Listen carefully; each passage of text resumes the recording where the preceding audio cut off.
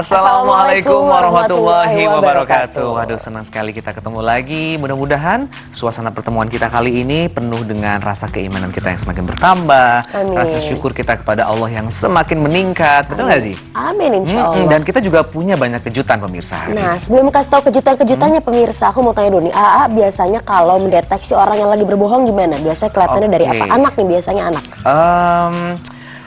Dari mimiknya, gesturnya, kelihatan kok kalau dia ada sesuatu yang disimpan atau agak lebay sedikit.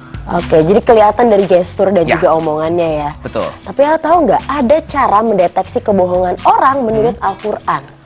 Oh, ternyata lie detector yang diciptakan manusia itu ada yang lebih mendahulu ya, itu Al-Quran ya? Al-Quran duluan sudah ada. Nah, langsung kita lihat aja penjelasannya pemirsa ya. Ini dia.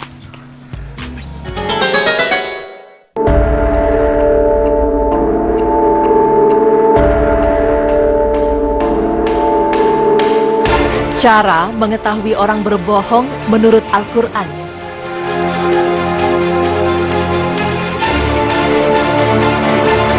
Bohong.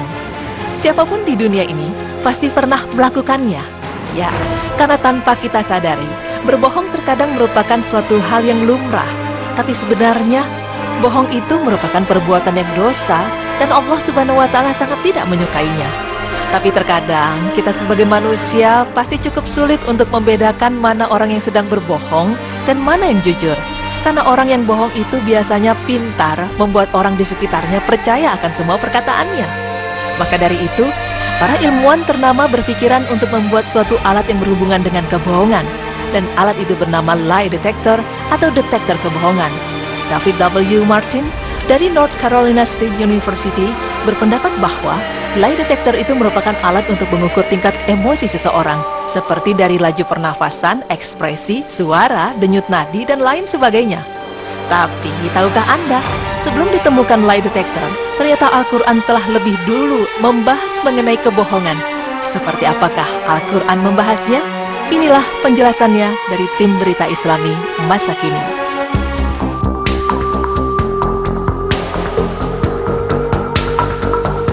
Pemirsa, ada berita peneliti yang mengamati perubahan pada wajah saat berbohong.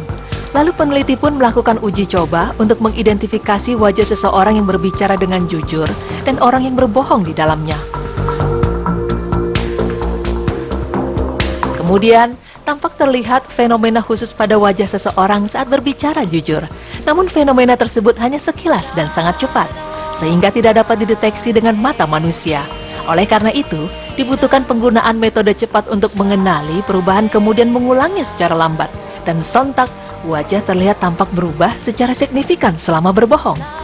Dan dalam hal ini, ternyata Al-Quran telah mengisyaratkan tentang orang-orang munafik yang berbohong dan mengatakan kebalikan dari apa yang ada dalam hati mereka.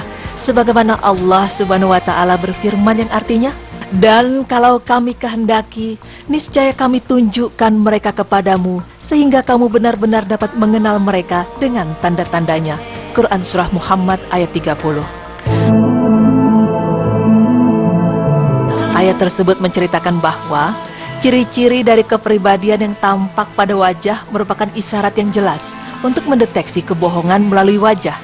Sekaligus, ayat ini juga berarti bahwa ayat Al-Quran telah menegaskan mampu menyingkap kebohongan dan mendeteksinya melalui kontur wajah, dan ini pula yang digunakan oleh para ilmuwan hari ini melalui komputer mereka. Subhanallah.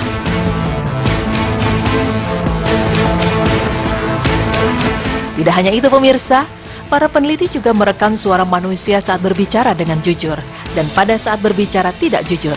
Setelah dilakukan penelitian dengan menggunakan lie detector, ternyata frekuensi akustik yang dipancarkan terjadi perubahan. Hal ini berarti bahwa gelombang yang dicatat oleh perangkat mesin memiliki dua bentuk. Bentuk pertama yaitu mengenai kejujuran, dan yang kedua mengenai kebohongan. Dan terjadi perbedaan yang jelas dan signifikan antara keduanya. Lalu yang paling menakjubkan adalah bahwa Al-Quran telah menyebutkan fakta ilmiah seperti ini dalam ayatnya. Dan kamu benar-benar akan mengenal mereka dari kiasan-kiasan perkataan mereka. Quran Surah Muhammad ayat 30. Dalam ayat tersebut merupakan isyarat yang jelas untuk mengetahui dan mendeteksi kebohongan melalui suara dan kata-kata. Oleh karena itu, ayat ini memberikan isyarat cara mendeteksi kebohongan melalui suara sebelum para ilmuwan menemukannya. Dan ayat ini sudah ada sekitar sebelum 14 abad yang lalu.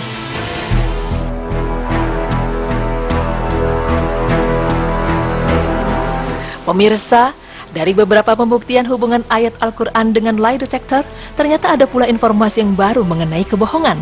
Ya, dalam uji coba baru-baru ini, ada informasi yang menegaskan bahwa segala sesuatu yang tersimpan dalam hati adalah informasi yang nyata dan jujur. Namun pusat kebohongan itu terletak di bagian atas dan depan otak. Maka dari itu, ketika seseorang berbohong melalui lisannya, hakikatnya ia akan mengatakan kebalikan dari apa yang ada dalam hati. Dan Al-Quran telah mengisyaratkan fakta medis ini dengan firman Allah yang artinya, mereka mengucapkan dengan lidahnya apa yang tidak ada dalam hatinya. Quran Surah Al-Fat ayat 11. Karena itu pemirsa, jika berbohong, maka lisan akan bergerak atas perintah bagian depan otak yang disebut dengan nasyiyah atau ubun-ubun. Seperti firman Allah, yaitu ubun-ubun orang yang mendustakan lagi durhaka. Quran Surah Al-Alaq ayat 16. Pemirsa, sebelum kita berbicara lebih lanjut bagaimana mengetahui seseorang berbohong atau tidak, ada baiknya kita mengetahui terlebih dahulu seperti apa tipe-tipe pembohong dalam Islam. Dalam hidup, kita semua pasti pernah melakukan kebohongan. Dan pembohong sesekali tidak biasa untuk berbohong. Mereka melakukan bohong mungkin hanya beberapa kali karena ingin melindungi dirinya, temannya, atau orang yang ia cintai. Tapi sebelumnya, perlu diketahui bahwa di balik setiap kebohongan selalu ada ketakutan untuk menghadapi suatu kenyataan. Tipe orang yang pembohong sesekali sangat memikirkan betul-betul apa yang akan diucapkannya, sehingga akan tampak masuk akal.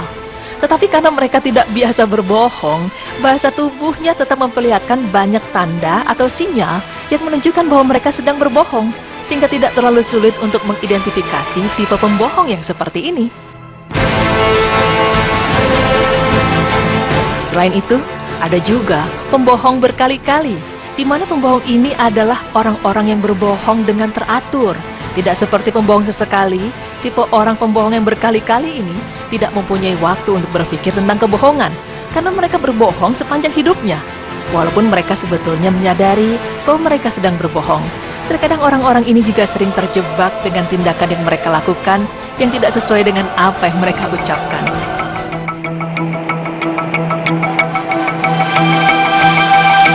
Pemirsa, jika Anda menemukan orang-orang yang berbohong secara terus-menerus, bahkan sampai tidak sadar bahwa mereka sedang berbohong, maka orang tersebut bisa saja termasuk ke dalam pembohong alami. Jika ia sedang berbohong, bahasa tubuh mereka akan terlihat sangat alami, karena terbiasa berbohong. Namun, ketika mereka ditekan dengan pertanyaan-pertanyaan yang menyudutkan, bahasa tubuhnya memperlihatkan adanya kontradiksi yang mengidentifikasikan bahwa mereka sedang menyembunyikan sesuatu. Tipe pembohong alami ini agak mirip dengan pembohong berkali-kali. Dan apabila Anda pernah mendengar istilah sok tahu, mungkin ini adalah salah satu contoh tipe dari pembohong alami. Tipe pembohong yang terakhir yaitu pembohong profesional. Jenis pembohong ini akan berbohong untuk suatu tujuan tertentu atau sengaja ingin mengelabui kita. Mereka akan mempelajari segala kemungkinan dan mengetahui persis apa yang ingin mereka ucapkan. Mereka itu telah membuat skenario dan memperhitungkan segala resiko kegagalan dan membuat rencana-rencana cadangan. Meskipun mereka terlatih untuk menggunakan bahasa tubuhnya, tetapi selalu ada hal-hal kecil yang terlewatkan oleh mereka. Salah satu contoh tipe pembohong seperti ini adalah salesman. Salesman yang dimaksud ialah salesman yang terlalu berlebihan dalam mempromosikan suatu produk, padahal produknya sendiri mempunyai kualitas yang sangat rendah.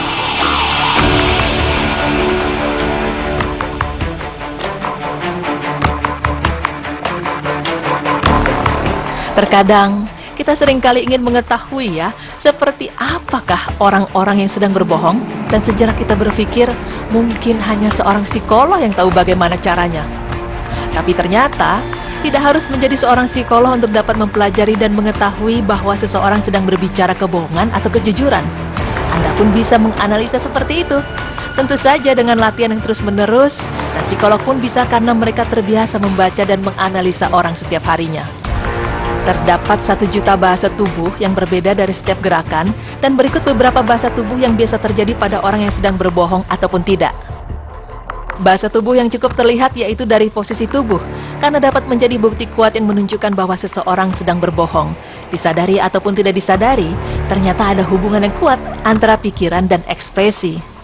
Nafas yang tiba-tiba juga dapat dijadikan salah satu cara untuk mengetahui orang itu sedang berbohong atau tidak. Dalam setiap kebohongan, detak jantung akan meningkat dan nafas akan menjadi dangkal atau cepat. Biasanya pembohong akan mengambil nafas dalam-dalam untuk menenangkan perasaannya. Cara ini juga yang diterapkan oleh mesin pendeteksi kebohongan, yaitu dengan mengukur detak jantung orang yang sedang diinterogasi atau diwawancarai.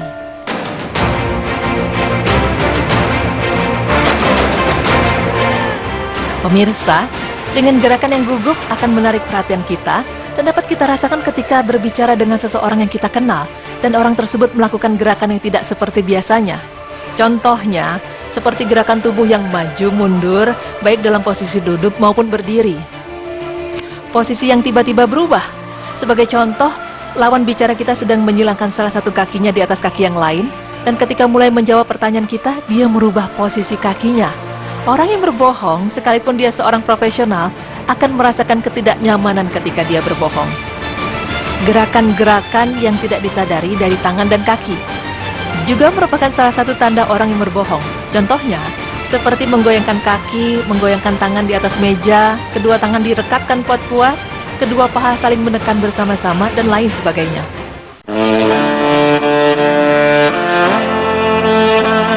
Nah, pemirsa, sesungguhnya tidak ada yang lebih buruk daripada sebuah kebohongan.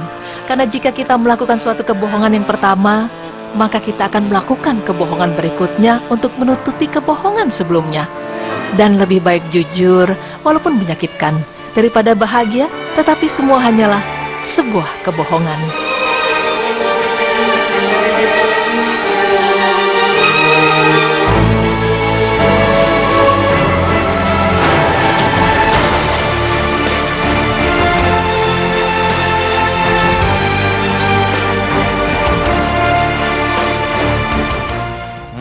Setelah melihat tayangan tadi yang suka bohong nih langsung yang Panik.